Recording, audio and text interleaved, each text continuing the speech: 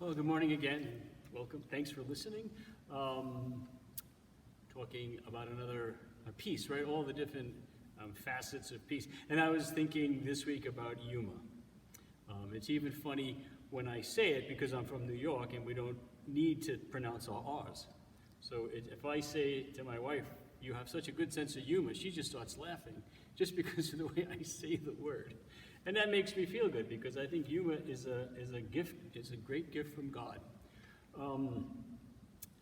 There's in the book Ecclesiastes. What a terrific read! It takes a while. It took me a while to understand it. You know, it's that everything is vanity, and what's the point of this, and what's the point of that?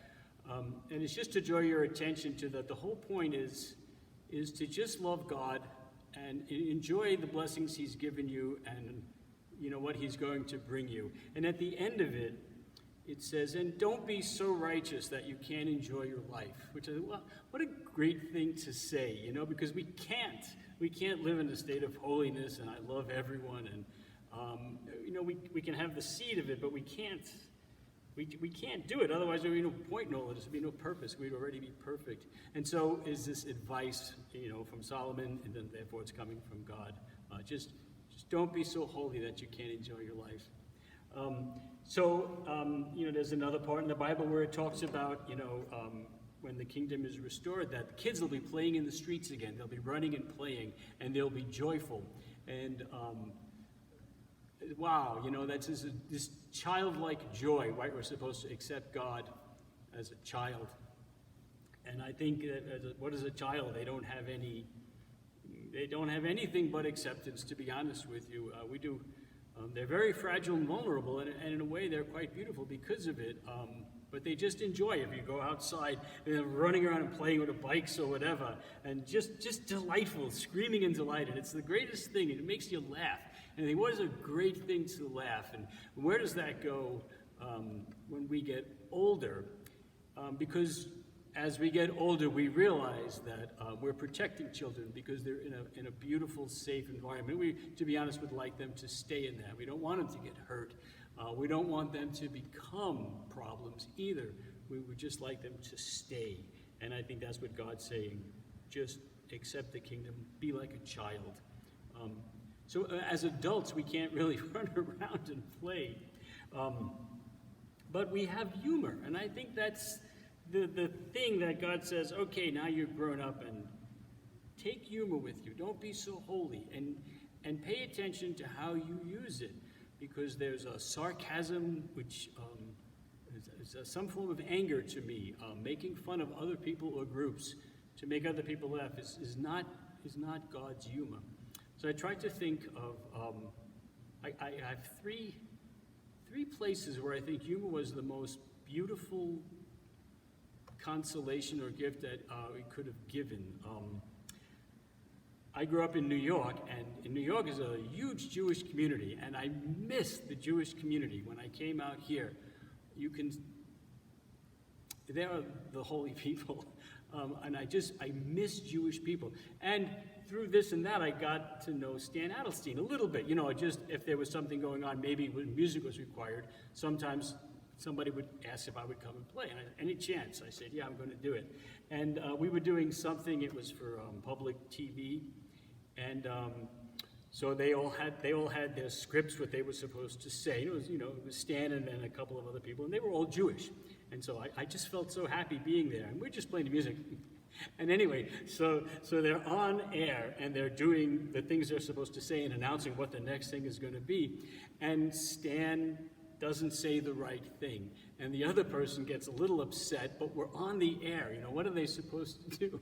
So Stan Adelstein says, he goes and he's telling whoever's listening, there's a huge people listening to this broadcast, he goes, one thing's for sure, whenever two Jewish people get into an argument, there's going to be at least 3 different points of view.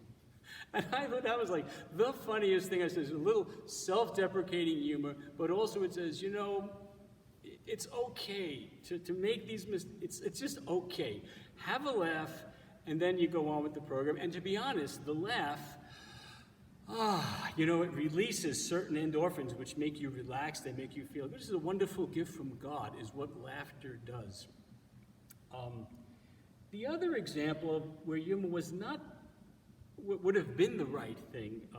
This was back when I just did a little stint teaching at Central High School, and we were working with the kids on a Christmas program, and it was we were at the Civic Center, and again, we were there with our choirs, and there was one person who was in charge, and the high school kids, and it's like a couple days before Christmas break, so they're not the most focused. I remember I wouldn't be either. And they weren't performing to expectation. And so the director got just extremely angry and belittling and sarcastic. And, it didn't really help. It got everybody back serious, but there was no joy. After Stan's comment, there was we're all human, and we're going to still do this, and whatever the benefit was is going to be a great success. And the sarcasm, the belittling of people and yelling at them is not. What would have been better was to tell a joke or to just say, man, and just take a breath. But to demand excellence, and if you don't get it, to become sarcastic is not a good example of humor. And then the last example is probably my personal most powerful one is my mom ended up dying of cancer. It seems like we all have to go through some bout with cancer with someone we love or a friend or if not ourselves. And, in the beginning, you're brave and you're optimistic. And my mom, she was in her 80s, and we're talking on the phone, and she's telling me about, she went to visit the facility where they're going to have the chemotherapy and the radiation. And she was nervous. But she was talking about, we look for all the positives. In this place, they really provided this, and everybody looked comfortable. And it was all these men, these gentlemen were all in very nice, comfortable chairs, just receiving their doses of medicine. And we were on the phone, and I said, Mom, that when all those guys started, they were ladies. And there was silence, and then my mom just started laughing. And she laughed until she cried. And she said, thank you, because I am afraid. And laughing just helps to face a tough thing. It's just like a little painkiller that immediately, and I always felt that God, He comforted my mom through me as it's more blessed to give than to receive. Anyway, I'm a big advocate of humor, and I think you should tell a joke or listen to a joke, but it should be a kind joke. It should be just something that just makes you laugh, something that reminds you of your childhood when you were running around and playing. So instead of a song, I have two of my favorite jokes. Okay, and the first one is there are these two guys, and they're friends for all of life. They're friends. They went to school together. Oh, they got married. They live near each other. Their wives are friends. The passion that they shared for their whole lives was baseball, and they loved baseball. And this was their life, and it was a great life. And then, as they were getting older, they said, "Well, we have to make a pact." They said, "Whichever one of us dies first has to come back and tell the other one, is there baseball in heaven?" And they agree to do this. And one day, the one gentleman dies, and they have the funeral and all the mourning. And that night, he comes to his friend and says, "Joe, wake up, Joe. I came back because we agreed to it." He says, What's the news?" He goes, "Well, I've got good news and bad news." He says, "Give me the good news first." He goes, "There is baseball in heaven." And he's like so happy. He goes, "Well, what's the bad news?" He goes, "You're pitching on Sunday." And I thought, that's just a great joke. I mean, it's just. And my other one was, there's three elderly gentlemen, and they also were friends for life. And towards the end of their lives, their wives had died, so they decided they would all just get a house together. And they would live together, and just split the cost and just, be a little comfort for each other. And that's what they did.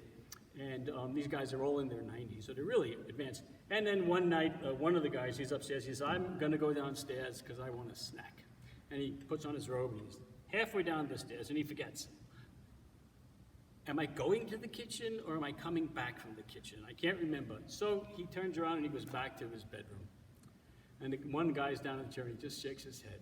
And then a little while later, the other gentleman, he's upstairs, puts on his robe. I need a drink of water.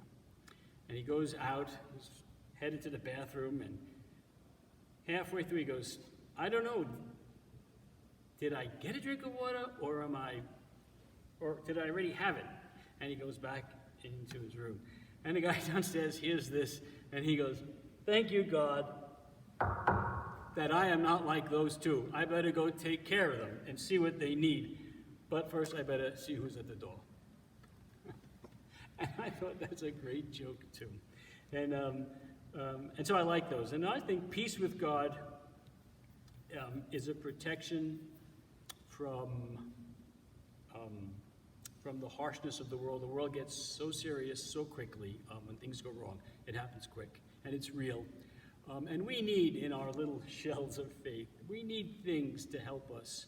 And a joke is a powerful gift from God to say, remember when you were a kid, you don't have to worry about anything, and those days are coming again, because we're going to be removed from all of the sadness and the things that require jokes, because it's an antidote.